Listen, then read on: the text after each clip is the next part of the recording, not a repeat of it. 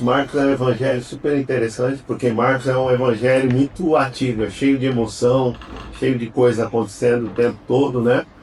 E, e hoje a grande pergunta é o que realmente contamina, o que realmente é, contamina o ser humano. E o texto de hoje, Jesus vai falar dessa experiência, né?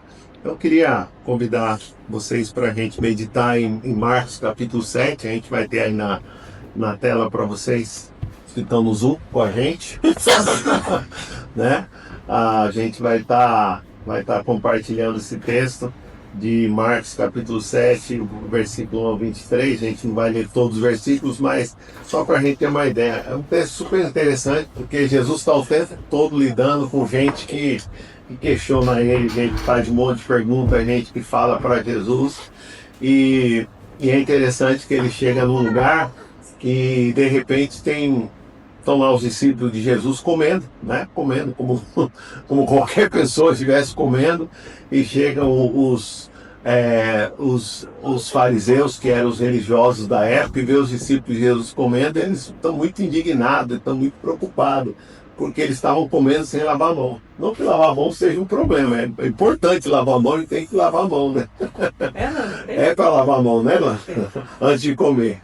Mas o problema deles é que eles estavam mais preocupados com a lei do que com a saúde dos discípulos. Eles estavam mais preocupados com as tradições que eles tinham. Então esse é o contexto que a gente vai ver um pouco desse texto, o cenário, né? De um lado você tem os religiosos, do outro lado você tem os discípulos de Jesus, e eles começam fazendo um questionamento, né? Porque o texto vai falar lá no versículo 1 que os fariseus, eles desceram de Jerusalém, a gente que conhecia da lei, conhecia das regras, né? Eles descem de Jerusalém, e eles chegam e veem os discípulos de Jesus. E aqui o texto fala, né, que eles viam que os discípulos de Jesus estavam comendo, né? E aqui fala assim, que eles comiam com as mãos, e eles falam que eram impuras. E essa palavra impuras aqui é muito forte, né? Não era só que estava suja a mão deles, é que não estava apto para ser aceito por Deus, né? Era quase que eles estavam dizendo, olha, essa gente não presta, não serve para nada, não pode estar diante de Deus. E é interessante porque aqui ele fala que eles faziam isso por causa de uma tradição. Não era porque era o que Deus ensinava, era porque era a tradição dos anciãos, era o que eles aprenderam. Aí no versículo 4 fala que quando voltaram da praça, eles comem sem lavar a mão. E há muitas outras coisas, eles não comem sem lavar a mão, perdão. E muitas outras coisas que eles faziam também. Então eles tinham um monte de coisa, por exemplo, lavar todos os jarros da casa. Então eles chegavam, eles se preocupavam, tinha que lavar tudo, limpar tudo. E eles tinham uma série de questões que os fariseus tinham. Então, esses fariseus, esses doutores da lei e os escribas, eles sempre estavam muito enfocados em coisas, muito em aparência, em tradições, como você vê, várias vezes aparece tradição dos anciãos. Não tem nada a ver com Deus, né? A palavra impura aparece aqui outra vez, né? Sempre com essa questão da religiosidade. E aqui ensina muito pra gente, que às vezes os religiosos, eles põem tantas barreiras para as pessoas chegarem a Deus, né? Por quê? Porque eles estão preocupados com as tradições, eles estão preocupados com as aparências, mas não estão preocupados com as pessoas. Eles não estavam preocupados se os discípulos iam ficar doentes porque eles estavam comendo sem lavar a mão. Eles estavam preocupados que eles seriam impuros. E o texto vai seguir e Marcos dá a resposta de Jesus, né? E Jesus fala assim para eles: bem profetizou Isaías a respeito de vocês, que são hipócritas. Né? Como está escrito, esse povo me honra com os lábios, mas o seu coração está longe de mim. Em vão me adoram, ensinando doutrinas que são preceitos humanos, rejeitando o mandamento de Deus. Vocês guardam a tradição humana. Então, para o homem não faz nenhum sentido, eles rejeitam a Deus. E lá em Isaías falava isso. E depois Jesus vai questionando eles, né? Por quê? O grande problema não é o fato de que eles adoravam a Deus, porque outros faziam isso, mas o problema é que o coração deles estava longe de Deus. E esse é o grande problema, o coração está longe. Então você pode ter adoração de lábios, a gente cantou agora. A gente pode ter uma adoração, mas você pode ter uma adoração com o coração longe de Deus. E Jesus usa essa expressão, fala que eles eram hipócritas. Daqui a pouco a gente vai falar dessa palavra que é bem forte. Jesus às vezes usava umas expressões fortes para os religiosos, né?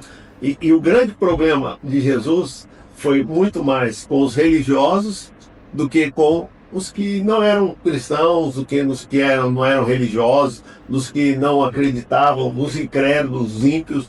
Por quê? Porque os religiosos eles sempre se afirmavam, eles sempre se colocavam na posição deles, o que eles faziam e não em Deus, né? Então lá no versículo 9, o texto diz assim: disse-lhes ainda, vocês sempre encontram uma maneira de rejeitar o mandamento de Deus. De quem que ele estava falando? Ele estava falando de quem? Os religiosos. Eles rejeitavam o mandamento de Deus. Guardam a sua própria tradição. Outra vez ele fala da tradição, né? E aqui Jesus vai dar um exemplo que é incrível. Ele fala assim, ó, Moisés disse, que estava na lei, honra a seu pai e a sua mãe. E quem maldizer o seu pai ou a sua mãe seja punido de morte. Vocês, porém, dizem que se alguém disser ao seu pai ou à sua mãe, a ajuda que você poderia receber de mim é corbã. Aqui Jesus vai introduzir uma coisa que talvez para a maioria de nós não faz nenhum sentido, essa palavra corbã. O que acontece? Os judeus tinham uma tradição, alguns, né? Eles pegavam o dinheiro deles, em vez de ajudar os pais na velhice, o que eles faziam? Eles consagravam para Deus. Por isso fala, corbã, isso é oferta ao Senhor. Então vocês o dispensam de fazer qualquer coisa em favor do seu pai ou da sua mãe, invalidando a palavra de Deus por meio da tradição. De novo, a palavra o quê? Tradição que vocês mesmos passam de pai para filho. Então eles dizem, olha, eu não posso ajudar meu pai e minha mãe porque o dinheiro que eu tenho, os recursos que eu tenho é para Deus. Mas ele podia usufruir desse dinheiro até ele morrer. Então eles passavam a perna nos pais usando a lei. E falam, vocês fazem isso e outras coisas semelhantes. Ou seja, tem muito mais coisa. Aí lá no versículo 14 fala assim, convocando outra vez a multidão, Jesus disse, escutem todos e entendam, não existe nada fora da pessoa que entrando nela possa contaminá-la, mas o que sai da pessoa é o que contamina. Se alguém tem ouvidos para ouvir, ouça. Então, Jesus vai questionando, e lembra que ele está falando com religiosos, né? E vai questionando, vai entrando numa tensão grande com eles, né? E ele chega no ponto do versículo 17 que fala, e quando entrou em casa, deixando a multidão, isso aconteceu várias vezes. Jesus estava fora, tinha os que questionavam ele, tinha a multidão, e depois tinha os discípulos. E quando ele estava só com os discípulos faziam um monte de perguntas para ele, isso e aquilo, né? Então, deixando a multidão, os seus discípulos interrogaram, né? Perguntaram para Jesus aqui, né, a respeito da parábola. E Jesus lhes disse, então vocês também não entendem, não compreendem que tudo que está fora da pessoa, entrando nela, não pode contaminar, porque não entra no coração dela, mas no estômago, e depois é eliminado. Né? Entra por dentro, sabe? O José já falou disso esses dias. E assim, Jesus considerou puros todos os alimentos. Apesar de Renato e eu sermos veganos, os que comem carne não se sintam mal. Não é pecado comer carne, porque Jesus diz que todos os alimentos estão consagrados. Né? Então tá tudo bem, não tem problema, né? E dizia, o que sai da pessoa, isso sim é o que contamina. Porque de dentro do coração, e aqui Jesus vai fazer uma lista incrível, de dentro do coração das pessoas é que procedem os maus pensamentos, as imoralidades sexuais, os furtos, os homicídios, os adultérios, a avareza, as maldades, o engano, a libertinagem, a inveja, a blasfêmia, o orgulho, a falta de juízo. Todos esses males vêm de dentro e contamina a pessoa. Então, é um texto bem profundo, a gente poderia pensar muitas coisas, mas eu queria tirar algumas lições com vocês, básicas desse texto. Que seriam 3 princípios muito, muito práticos, né? Que são 3 verdades que estão aí, que vão destruir ou desconstruir essa religiosidade que é exterior, que é só aparente, que ela está cheia.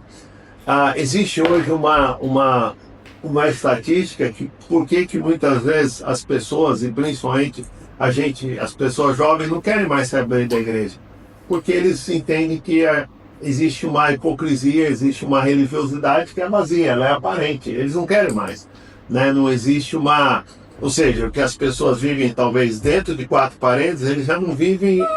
Ele não vive na tradição, na igreja, no templo. Então, é como se vivesse uma vida dupla, que é mais ou menos parecido que os discípulos viram nos fariseus. Eles questionam Jesus, eles falam, os seus discípulos estão com a mão suja, olha que situação que eles estão, mas eles não cuidavam dos pais deles. Então, o que adiantou a religiosidade deles, né? E infelizmente, só mudam o tempo, mas a realidade está aí. Então, a primeira coisa que Jesus vai questionar é a máscara da hipocrisia. Hipocrisia, ela vem de uma palavra que é Hipócrates, ou aí, que era uma máscara que os atores usavam no primeiro século para aparentar algo. Então, é uma figura que não representa quem eu sou, né? Na verdade, essa pessoa é um personagem, né? Então, a grande questão eles acusam os discípulos de Jesus, e Jesus acusa eles, né? Dizem, ok, vocês são hipócritas. Por quê? Vocês estão falando dos discípulos, não lavam a mão. Mas vocês não fazem o básico, que é obedecer à lei. Vocês seguem a tradição, né? Então, literalmente, o que Jesus está falando? Dessa aparência. E isso era um perigo. Por quê? Porque tornam essas pessoas como especialista em aparentar devoção. Então, necessariamente, não é porque alguém parece ser muito espiritual que é espiritual.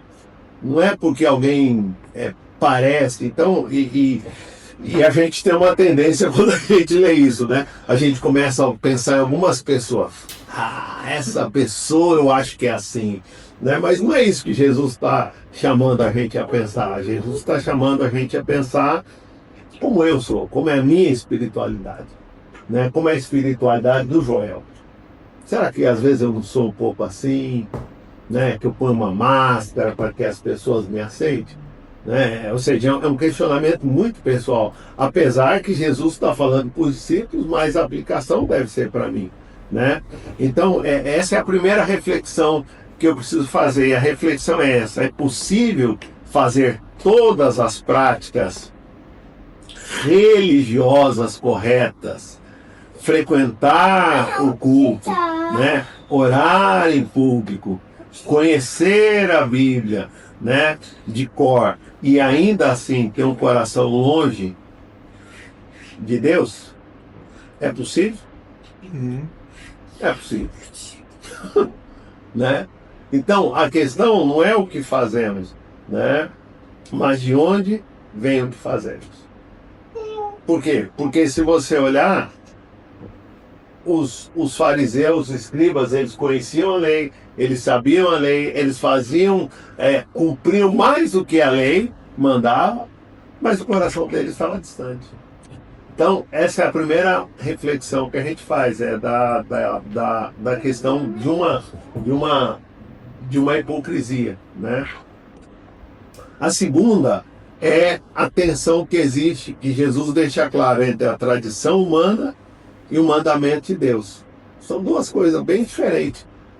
A tradição humana tinha preceitos, né? E os preceitos eram humanos, o foco era da aparência, era só para as pessoas verem. E é tão interessante que o texto fala que eles lavavam a mão, e não era um lavar de mão qualquer. Eles lavavam a mão até aqui, né? E parecia um médico indo para a cirurgia. Lavavam mais uma vez. Eu acho que ficaram mais ou menos parecido com a época do Covid. Lembra na época do Covid? Que a gente usava aquele sanitário? Eu já estava ficando quase branco já. Tanto, né? Comecei a limpar a mão e passa coisa na mão, né? Então, loucura, né? E depois acabou o Covid, ninguém lembrava mais, né? Então, assim, parece que era um pouco isso, eles lavavam os copos, lavavam todas as vasilhas, mas não era só um lavar, eles diziam que isso tudo estava consagrado para Deus. Mas eles invalidavam a palavra de Deus que dizia, honra teu pai e tua mãe. Basicamente. Do outro lado você tem o mandamento, né? E o mandamento de Deus, né? Que era a palavra, que era os textos do Antigo Testamento, a Torá, a obediência real, ela está focada em quê? Em amor, né? Eu não obedeço porque eu tenho medo, eu obedeço porque eu amo a Deus. Essa é a minha expressão. Eu obedeço porque eu amo o Deus que me salvou, como a gente acabou de cantar, o Deus que me livrou, né? E esse amor, ele é concreto. E agora, esse amor ele precisa se manifestar de alguma forma. E essa forma é obedecer a palavra, né? É natural. Então, então quando Jesus fala para eles, tá, vocês dizem que estão obedecendo a Deus, mas vocês não estão obedecendo a Deus. Vocês estão só cumprindo a tradição de vocês estão só se aproveitando, né? E não estão honrando o pai e a mãe de vocês. Então, quando a adoração é verdadeira, quando o amor é verdadeiro e a honra é verdadeira, a adoração vai ser verdadeira. Ela vai ser uma consequência, né? Então, esses dois exemplos entre a tradição e o mandamento de Deus. E o terceiro ponto é muito interessante, que é onde ele fala, ele vai falar, mais à frente eu vou voltar aí, mas só falar um pouquinho desse Corban, porque é interessante. Esse Corban é uma coisa que a gente não tem nada a ver assim, com a nossa cultura ocidental, mas é muito interessante, porque é uma linguagem bem religiosa que pode ser aplicada para os nossos dias, né? Então, o mandamento era honra teu pai e tua mãe, né? Ou seja, tem que cuidar dos seus pais na velhice, né? E quando a gente passa de 60, você fica pensando, será que os filhos vão cuidar? Não, esse dia a gente viu uma frase, que a gente não quer ser uma carga para os filhos, né? Mas é interessante, né? Porque quantos pais que... Ontem a gente estava... Foi muito interessante, a gente vinha andando com os dois, né? No carrinho, com o Nicolas e a Lana, a gente vinha andando com eles a pé, né? Então veio um senhor, um português, andando do nosso lado, né? E perguntou assim, sabe o que é isso? Perguntou pra gente, né? Isso é ser avô. Aí falou, tá. Eu sou avô de 6, né? Mas agora eles só querem dinheiro para ir comprar não sei o que, já não quer, mas eu já empurrei eles igual você. E ele foi conversando com a gente. Aí ele falou assim, eu tenho 80 anos e 3 balas no corpo. Como assim? Ele participou da guerra da Guiné, né? E de repente tem uma dosinha, porque era um senhorzinho, um senhor maior, né? 80 anos, estava andando sozinho, sem ninguém, né? E olhando para os meninos, né? Olhando para o Nicolas e para... Então a gente viu muita nostalgia nele, né?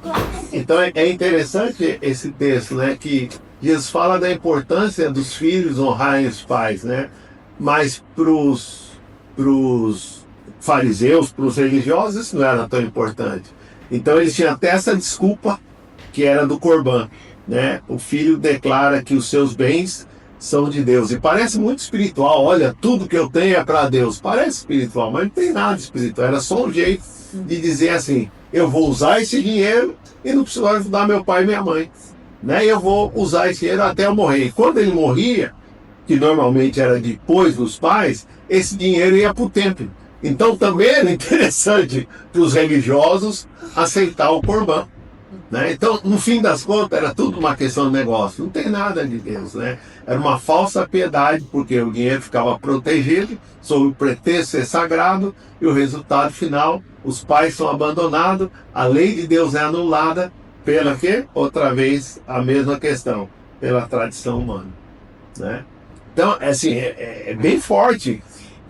E aí traz uma reflexão para a gente, né? Toda geração, ela tem seus próprios corbãs, entre aspas, né? Práticas que parecem espirituais, por fora, né? Por exemplo, teve uma época da Igreja Católica Romana que eles tinham a oferta que salvava pessoas do purgatório, né? Então, tinha um frade chamado Texan, que dizia o seguinte: a cada tilintar da moeda no gasofilácio, uma alma sai do purgatório.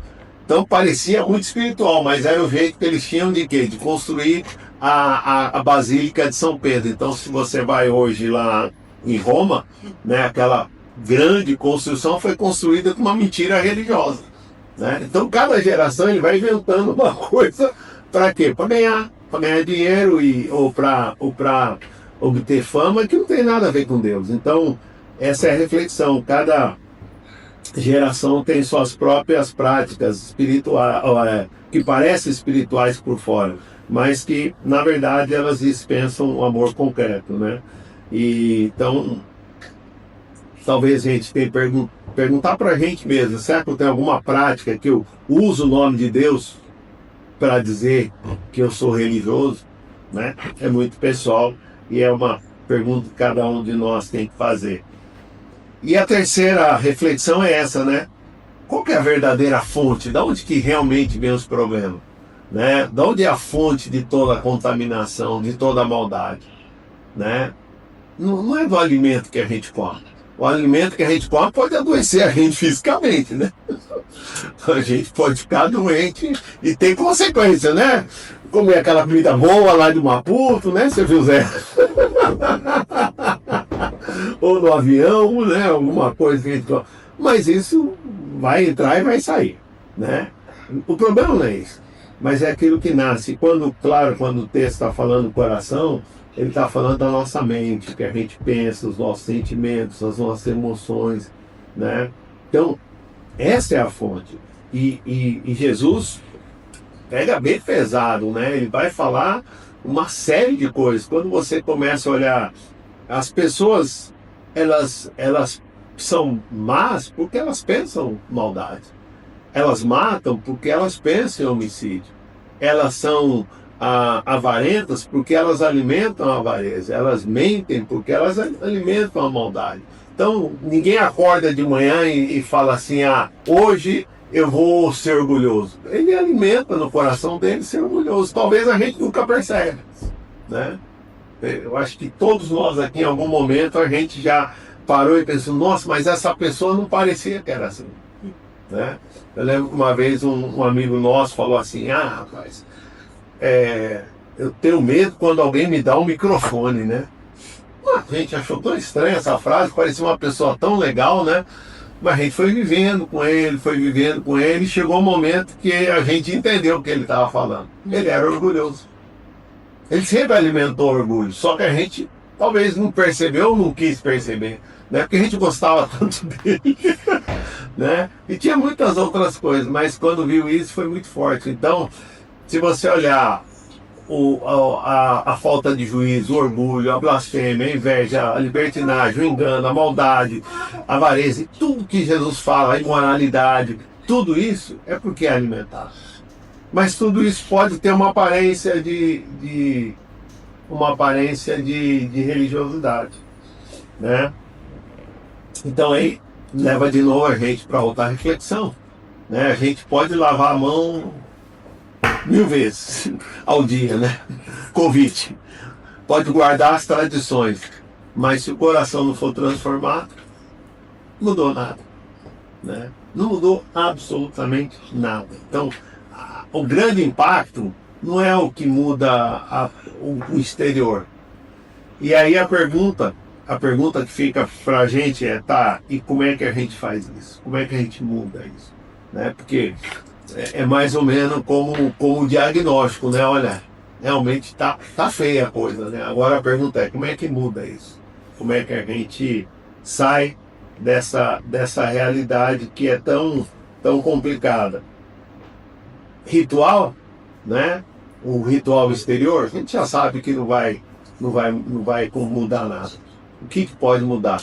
Só uma transformação de dentro para fora, né? E a gente precisa de algo novo, a gente precisa uma transformação de dentro para fora. E esse texto de Ezequiel 36 é a nossa grande esperança. Darei a vocês um coração novo e porém um espírito novo dentro de vocês.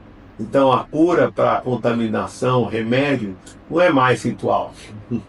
O mundo está cheio de ritual, está cheio de prática, né? Está cheio de aparência de religiosidade, né? Porque a gente precisa de um coração novo e esse só Deus pode dar. O homem não pode dar, o ser humano não pode dar, só Deus pode dar. Então fica aí para a gente meditar, né, sobre isso e se eu tenho esse coração novo, ser agradecido a Deus, né? E se eu tenho dúvidas desse coração, né, pedir a Deus que me dê esse coração novo, restaurado e algumas perguntas, né, talvez que vale a pena a gente fazer para a gente mesmo. Eu sempre digo que a gente gosta de perguntar para os outros, né, mas que bom se eu pergunto para mim, né? Então tem 3 perguntas muito básicas, né? Existe alguma tradição prática religiosa na minha vida que eu estou usando como substituto para uma relação genuína com Deus, né? Que palavras, atitudes, emoções têm saído do meu coração, né, essa semana? E claro, a Bíblia fala que a nossa boca vai falar do que está cheio no nosso coração, né? E outra pergunta é, será que eu estou buscando a aprovação de pessoas ou buscando a transformação de Deus? Então assim, é um texto profundo, tem muita coisa, sei que durante a semana o Zé vai poder aprofundar mais, né? Tem bastante coisa para a gente pensar, mas queria deixar para a gente meditar hoje e fazer esse questionamento, né? Porque a nossa oração, o nosso clamor é que Deus nos permita, né, não viver uma aparência religiosa. É uma das coisas que a gente tem conversado bastante. Por que a gente decide começar algo aqui, plantar uma igreja aqui, e talvez não nos moldes e talvez não na forma da tradição, mas em torno da palavra, dos princípios, como cantar a palavra de Deus, que foi o que a gente fez hoje, meditar, viver o Evangelho, porque talvez religiosidade tem bastante. Talvez aqui em Portugal não vai fazer nenhuma diferença, né? Tem bastante religiosidade, tem bastante tradição, mas que a gente possa ser essa luz em meio da escuridão.